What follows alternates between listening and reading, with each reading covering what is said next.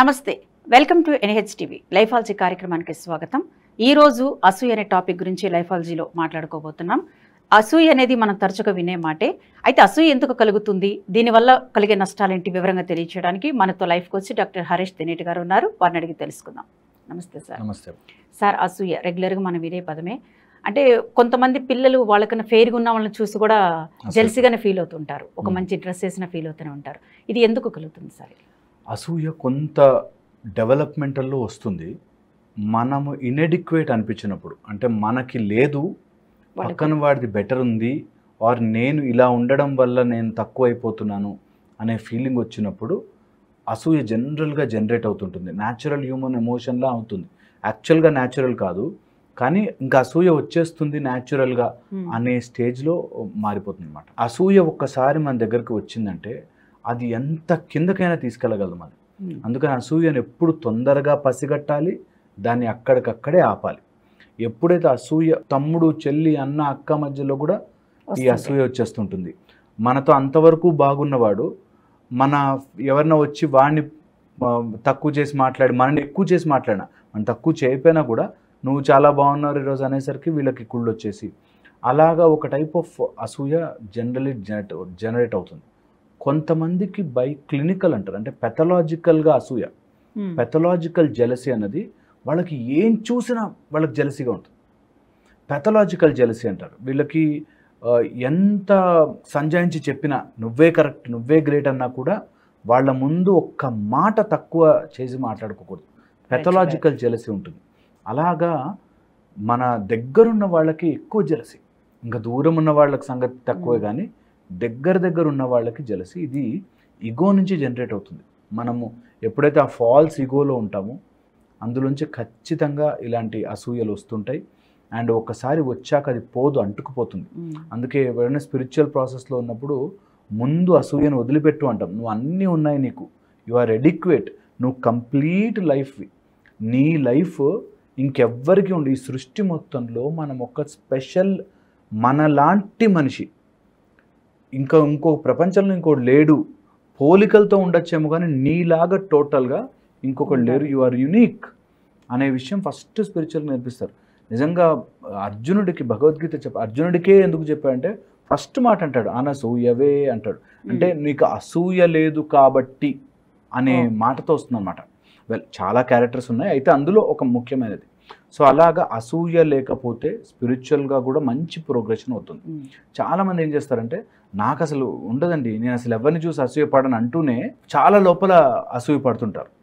So ఇది very very important. ముందే గమనించి స్టాప్ చేసి దాన్ని ఎంత త్వరగా వదిలించుకుంటే అంత మంచిది, లేకపోతే చాలా కిందకి వెళ్ళిపోతాం. ఎక్కువ ఆఫీస్లో ఇలాంటి మనం ఫేస్ చేయాల్సి వస్తుంది సార్. అప్పుడు వాళ్ళకి మనం ఎలాగ దూరంగా ఉండాలి? ఆఫీసుల్లో, స్కూల్స్లో ఇట్లాంటి అసూయ చాలా కామన్గా వస్తుంది. అలా వచ్చినప్పుడు యాక్చువల్గా మనకి వాట్ టైప్ ఆఫ్ అసూయ అనేది తెలిస్తే ఇలాంటి వాడిని ఎలా డీల్ చేయొచ్చో తెలుస్తుంది.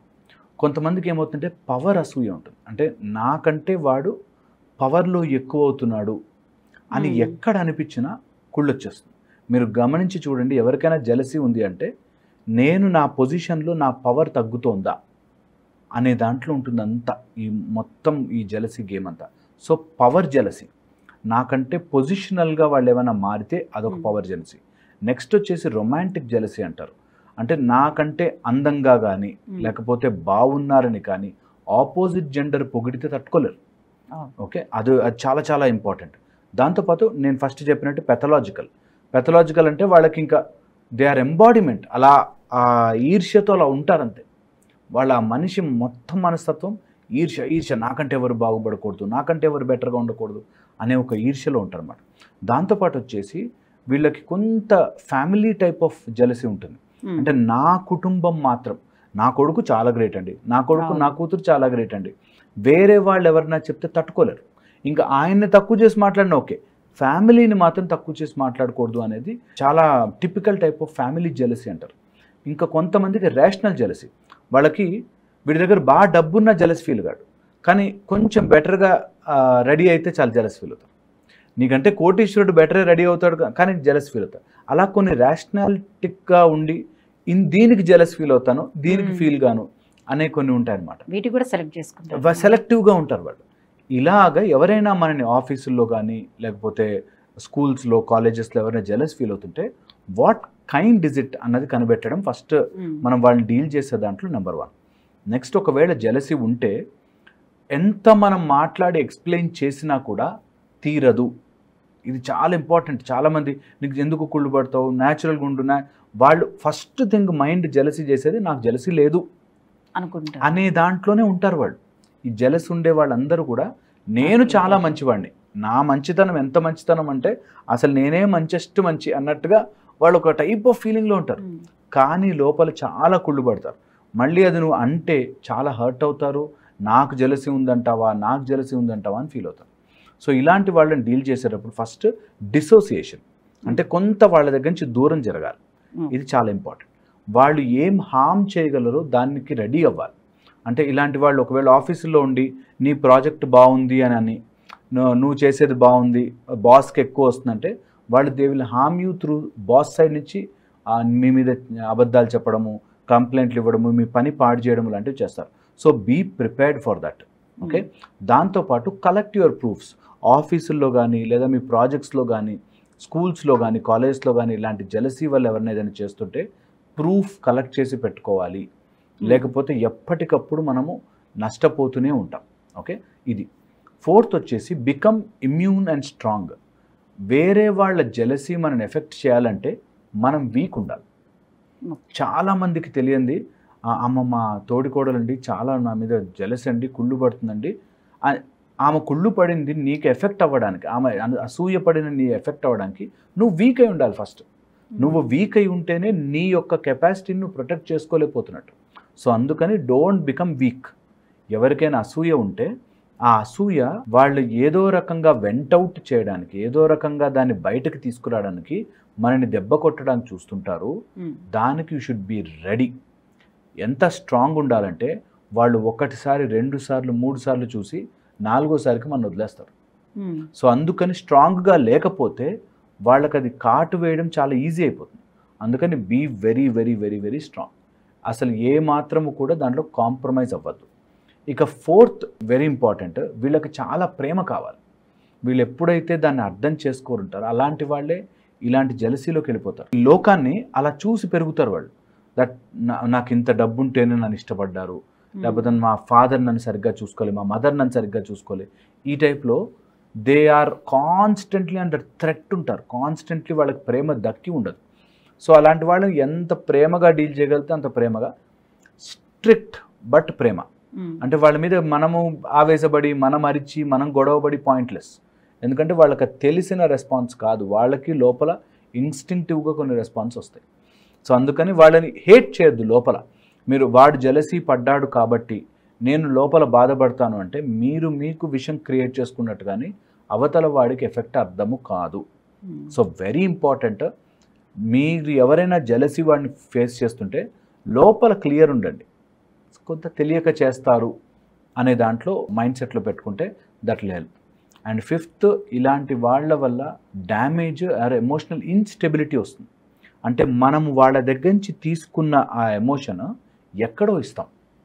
సో ఇది వెరీ ఇంపార్టెంట్. ఇంటికి వెళ్ళి ఆర్ దాని గురించి ఏడ్చి దాని గురించి బాధపడుతుంటే వాళ్ళు ఇచ్చిన ఎమోషన్ మన శరీరంలో స్టోర్ అవుతుంది. అందుకనే అది బయటికి వెళ్ళడానికి ఏదో ఒక మార్గం వెతుక్కుంటుంది. So very very important. ఇలాంటి వాళ్ళు మన జీవితంలోకి వస్తే వాళ్ళని నేను డీల్ చేస్తాను అంతే. ఒక కుక్క అరుస్తోంది అనుకోండి, అరిచే గుణం కుక్కది. నేను అయ్యో కుక్క ఎందుకు అరుస్తోంది అని నేను బాధపడితే నేను వీక్ అయినట్టు. కుక్క అరుస్తుంది, ఈ సింపుల్ అండ్ బేసిక్. అలాగే వాళ్ళు జెలస్ ఫీల్ అవుతారు ఆర్ అసూయ పడతారు అన్నది వాళ్ళ క్వాలిటీ.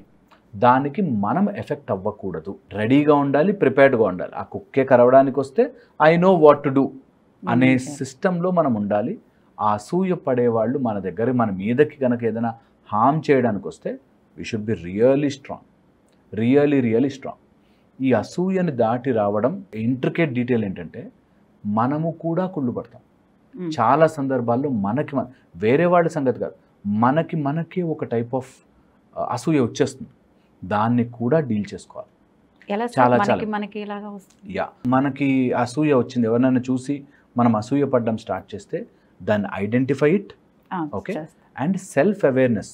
నేను ఎందుకు ఇలా ఫీల్ అవుతున్నాను, నేను ఏంటి ఇన్ఎడిక్వేట్, ఎక్కడ నేను హాఫ్ అయిపోయానో, ఎక్కడ నేను ఫుల్ లేననో, నేను దేని నుంచో సంతోషం నాకు వస్తుంది, వాళ్ళు వేసుకున్న బట్టలు నేను బాగున్నాను అని పొగిడితేనే కానీ నేను ఎందుకు సంతోషంగా ఉండలేకపోతున్నాను, అవతల వాడికి ప్రమోషన్ వస్తే నేనెందుకు బాధపడుతున్నాను, వాళ్ళకి డబ్బు వచ్చి కారు కొనుక్కుంటే నేనెందుకు బాధపడుతున్నాను అనే అవేర్నెస్ తెచ్చుకోవాలి. దానివల్ల ఏమవుతుందంటే నేను ఇన్ఎడిక్వేట్, నా చేతగానితనాన్ని నేను పక్కన వాళ్ళ గెలుపు మీద తోస్తున్నానే, నా వీక్నెస్ని నేను పక్కన వాడి గెలుపు మీద బాధపడుతున్నానే అని చెప్పి వెంటనే విత్డ్రా చేసుకోవాలి.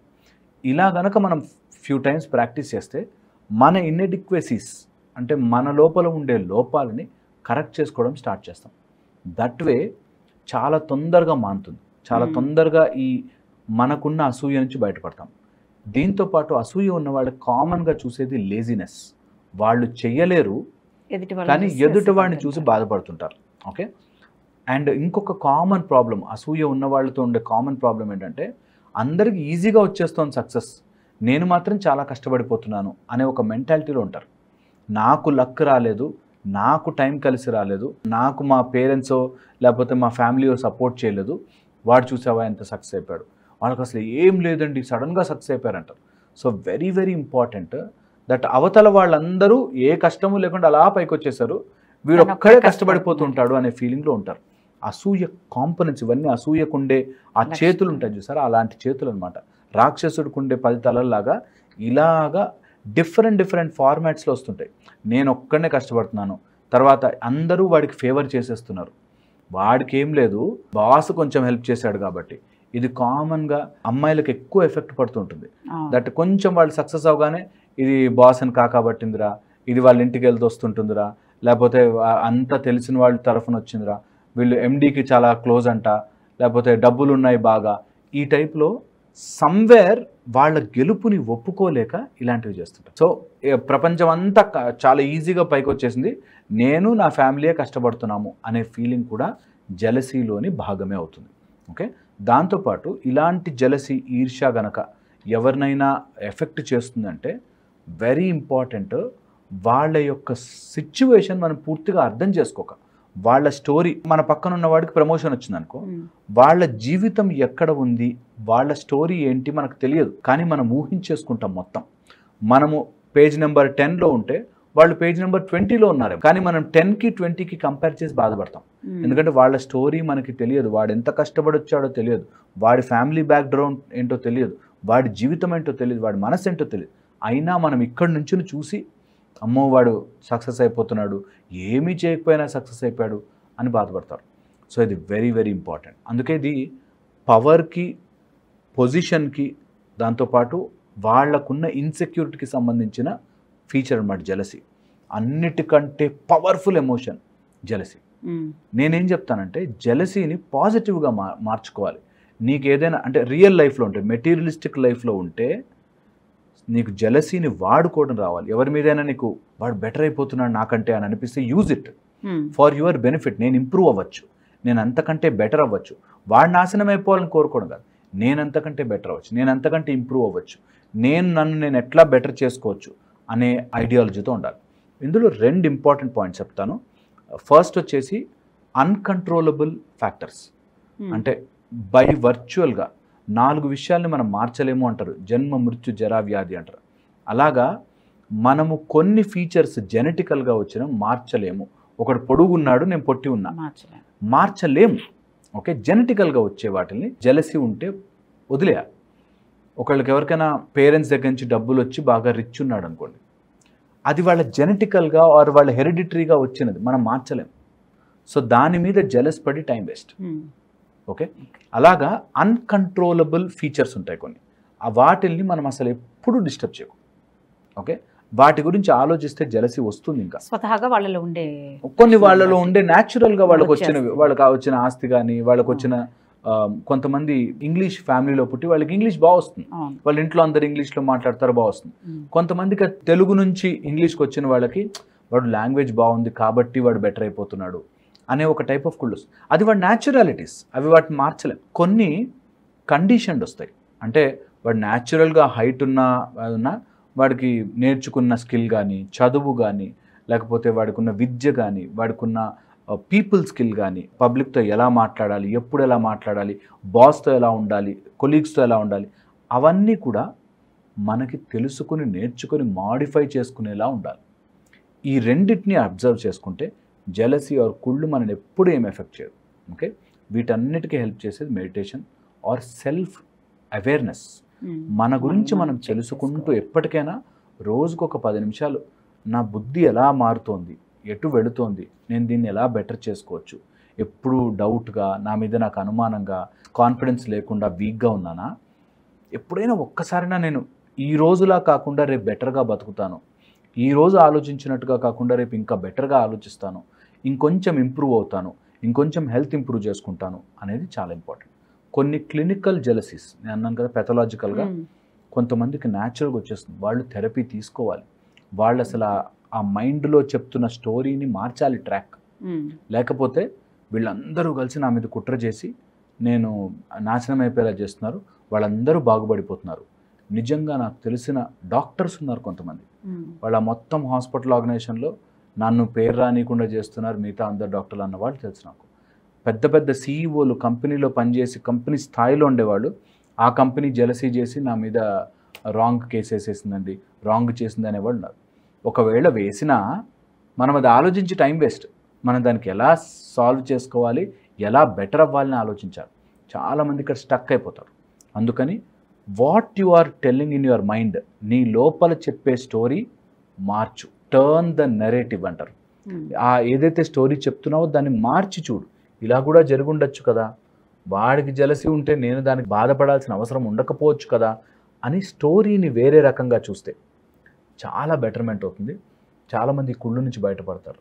ఇంట్లో ఎవరైనా సఫర్ అవుతుంటే, ఫైనల్ మాట చెప్తాను, ఇంట్లో ఎవరైనా తోడికోడలు కానీ లేకపోతే అత్త కానీ మామ కానీ కుళ్ళు ఫీల్ అవుతుంది, జెలసీ ఉంటుందండి, అమ్మకు నేను వాళ్ళ అబ్బాయితో మాట్లాడుతుంటేనే తట్టుకోలేదు, అలా ఉంటే స్లోగా వాళ్ళకి ఆ safety, that nothing will happen అనేది ఇవ్వడము అండ్ తను ఇంపార్టెంట్ అని చూపించడం. కొంత ఏజ్ వచ్చేసాక వాళ్ళు మారరు. సో ఆ ఏజ్ని కన్సిడర్ చేస్తూ కొంత వాళ్ళ కోసం మనమే అర్థం చేసుకుని ముందుకెళ్ళడం ఒకటి. లేదంటే చేంజ్ ద నరేటివ్ వాళ్ళకి పనిచేస్తుంది. వాళ్ళ దగ్గర కూర్చుని ఎగ్జాంపుల్ ద్వారా ఇలా జరిగి ఉంటే, ఇలా నేను చేసి ఉంటే, రేపొద్దున నేనే ఒకవేళ నా కొడుకే అలా చేస్తే అని ఎగ్జాంపుల్ ఇస్తే వాళ్ళకి తొందరగా కనెక్ట్ అవుతారు. సో అది ఒకటి. అండ్ నాకు తెలిసి అన్ని పాపాలలోకి అతి పెద్ద పాపం కుళ్ళుబడ్డం. వేరే జీవితము మీద, వేరే లైఫ్ మీద నేను పుట్టించలేంది, నేను తయారు చేయలేంది ఇంకొక ప్రాణం. అంతా భగవంతుడి దయ వల్ల వస్తారు, ఎన్ని జన్మల కర్మలు కలిసి వస్తారు.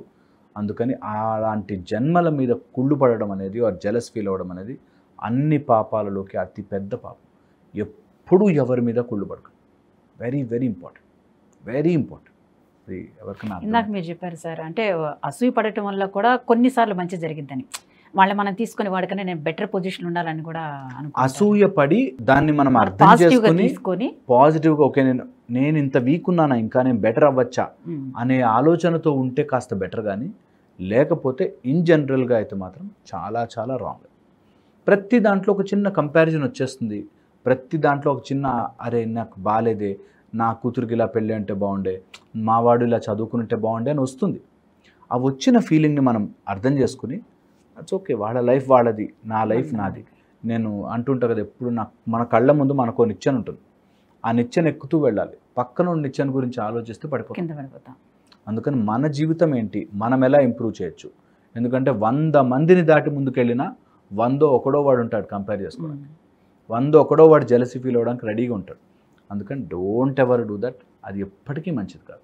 జెలస్ ఎప్పుడైనా ఫీల్ అయ్యో, నీకు ఇన్ఎడిక్వేట్ అనిపించింది, మెటీరియల్ లైఫ్లో సక్సెస్ పొందడానికి తప్ప స్పిరిచువల్ లైఫ్లో అయితే నో జెలసీ. అస్సలు ఎప్పుడు ఎవరి జెలసీ ఫీల్, అన్ని లెక్కలు పైన ఆయన వేస్తుంటాడు. సో ఆ లెక్కల ప్రకారం ఆయన ఇస్తూ ఉంటాడు. సో మనము వీఆర్ నిమిత్త మాత్రం. Thank you so much sir, చాలా చక్కగా ఎక్స్ప్లెయిన్ చేశారు. ఇది ఈనాటి లైఫాలజీ ప్రోగ్రామ్. మరో ప్రోగ్రామ్తో మళ్ళీ కలుద్దాం. నమస్కారం.